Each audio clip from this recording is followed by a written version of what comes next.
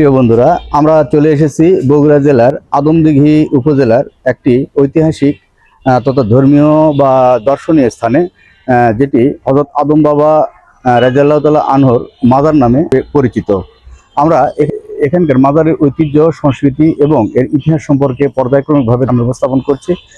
ততক্ষণ সঙ্গেই থাকুন। আদম বাবার মাজারের ঠিক পশ্চিম পাশে একটি মসজিদ রয়েছে, মসজিদ কমপ্লেক্স, যেখানে হাজার হাজার দর্শনার্থী অর্থাৎ মুসল্লিরাও এখানে নামাজ আদায় করে থাকেন। প্রতি মুহূর্তে অলি আল্লাহর দপ্তরে আসলে অনেকটা শান্তি বা তৃপ্তি মিলে, যেটি এই মসজিদ বা মসজিদের প্রাঙ্গণে মানুষের বা মুসল্লিদের উপস্থিতি সেই তাৎপর্যটি বহন করে। মাজারের মসজিদের ভিতরে আছি, এখন আপনাদেরকে মূল মাজার প্রাঙ্গণে নিয়ে আসবো। আসসালামু আলাইকুম ও আলী আল্লাহ ও হালাল কবর, যেখানে সুন্দরভাবে এখানে নকশা খচিত বিষয়টি রয়েছে। ওলিয়ে কামেল হযরত বাবা আদম রহমতুল্লাহ মাজার শরীফ। আমরা পর্যায়ক্রমিকভাবে মাজারের আরো চিত্রগুলো দেখানোর চেষ্টা করছি।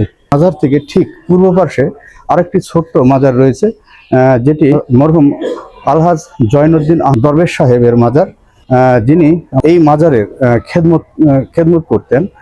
অর্থাৎ তিনি তার জীবন যৌবন পুরোটাই উৎসর্গ করেছেন এই বাবা আদম রহমতুল্লাহের মাজারের খেদমত করার কারণে। আদম বাবা মাজারের ঠিক পূর্ব পার্শ্বে একটি মাদ্রাসা রয়েছে, যে মাদ্রাসা দীর্ঘদিন ধরে এতিম এবং বিভিন্ন শিশুদের বা পিছিয়ে পড়া জনগোষ্ঠীদেরও শিশুদের শিক্ষা দেওয়া। এটি 1394 বঙ্গাব্দে এই মাদ্রাসাটি প্রতিষ্ঠিত হয় এবং 2003 সালে আদমদীঘি আদমিয়া এতিম মাদ্রাসা, যেটি আনুষ্ঠানিকভাবে চালু হয়।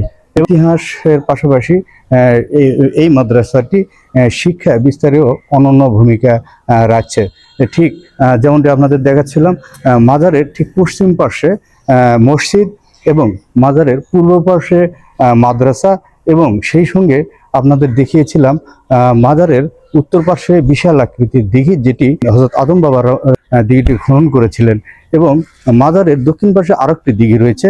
এই দুই দিঘি এই মাজারের তাৎপর্য বহন করে। প্রিয় বন্ধুরা, আমরা এই মাজারের পশ্চিম পাশে আমরা মসজিদ আপনাদের দেখিয়েছি, ঠিক তারই পাশে পূর্ব পাশে মাদ্রাসা আপনাদের দেখিয়েছি। তো আরেকটি বড় তাৎপর্যের বিষয়, এই মাজারটি ঠিক আদমদীঘি উপজেলার যে আদমদীঘিটি থানা রয়েছে, এই থানার একদম কোলে আর কি মাজারটি অবস্থিত। অর্থাৎ মাজার পশ্চিম পাশে মসজিদ এবং তারই পশ্চিম পাশে থানাটি অবস্থিত, যেটি থানার একটি বড় সৌন্দর্য। প্রিয় বন্ধুরা, আপনারা যদি মাজার দর্শনে আসতে চান, অবশ্যই বাংলাদেশের যে কোনো প্রান্ত থেকে আপনাকে বগুড়াতে আসতে হবে, এবং সেখান থেকে আদমদীঘি উপজেলার বাস স্ট্যান্ডে আসলে এখান থেকে অদূরেই আদমদীঘি থানা, অর্থাৎ এর পাশেই মাজারটি অবস্থিত। হযরত আদম রহমতুল্লাহ সুদূর আরব রাষ্ট্র থেকে 12 জন শিষ্য সহ এই বাংলায় আগমন করেন এবং এখানে তিনি রাজা বল্লাম সেনের সাথে যুদ্ধে অবতীর্ণ হন এবং প্রজাদের দুঃখ কষ্ট বা অত্যাচার লাঘবের উদ্দেশ্যে, এবং যুদ্ধ শেষ করে তিনি চলে আসেন আমাদের এই আদমদীঘির পূর্ণভূমিতে, যেখানে এসে তিনি শান্তি, সত্য এবং সুন্দর বাণী প্রচার করেন, যেটি পরবর্তীতে আদমদীঘি সহ বাংলাদেশের ইতিহাসে অমর হয়ে রয়েছেন। হযরত বাবা আদম রহমতুল্লাহ দ্বাদশ শতাব্দীতে তিনি এই বাংলার জমিনে আসেন এবং ধর্ম প্রচার করেন। তিনি জনশ্রুতি অনুযায়ী বা ইতিহাস থেকে জানা যায়, তিনি হযরত শাহজালাল রহমতুল্লাহ অনুসারী ছিলেন।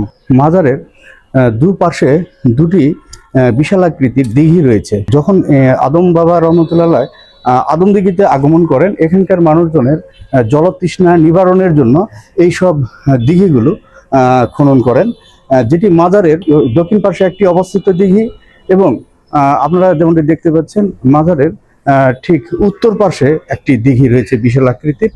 এই দিঘিগুলো খনন করেন মানুষের জলতৃষ্ণা নিবারণের জন্য। অর্থাৎ ওলি আল্লাহরা এই বাংলায় বা আসাম বাংলায় যুগে যুগে এসেছেন ইসলাম ধর্ম প্রচারের জন্য এবং সত্য এবং সুন্দরের বাণী প্রচার এবং প্রসারের জন্য। সেই সঙ্গে মানুষের কষ্ট লাঘবের জন্য যে পানি, এই পানিটি তারা সরবরাহ করেছিলেন। এই আদম বাবার নাম অনুসারে আদমদীঘির নামকরণ করা হয়, অর্থাৎ তার নামের প্রথম অংশ আদম এবং তিনি দিঘি খনন করেছিলেন, সেই দিঘি থেকে দিঘি নামটি চলে এসেছিল। এই দুয়ে মিলে আদমদিঘি এই উপজেলাটি নামটি সংযুক্ত করা হয়। প্রিয় বন্ধুরা, প্রতি বছরই ফাল্গুন মাসে এখানে যথেষ্ট ধর্মীয় ভাব গম্ভীর্যের মাধ্যমে ওরস শরীফ অর্থাৎ ওরস মোবারক অনুষ্ঠিত হয়, যেখানে হাজার হাজার ভক্ত অনুরাগী এই বাবা আদম আলাইহিস সালামের হাজার হাজার ভক্ত অনুরাগীরা এখানে উপস্থিত থাকেন এবং ওরস শরীফটি অত্যন্ত তাৎপর্যপূর্ণ এবং উৎসবমুখর পরিবেশে অনুষ্ঠিত হয়, যেখানে ভক্ত অনুরাগীরা সহ স্থানীয় লোকেরাও মানুষেরাও অংশগ্রহণ করে থাকেন এবং ধর্মের বাণী এখান থেকে প্রতিনিয়ত প্রচার হচ্ছে এবং সেটি চলমান রয়েছে।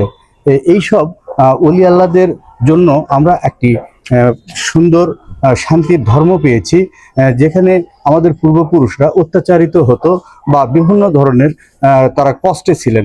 ওলি আল্লাহরা এসেছেন শান্তির বাণী প্রচারের জন্য এবং যুগে যুগে তারা মানুষের সত্য সুন্দরের বাণী প্রচার করেছেন এবং মানুষের পাশে দাঁড়িয়েছেন।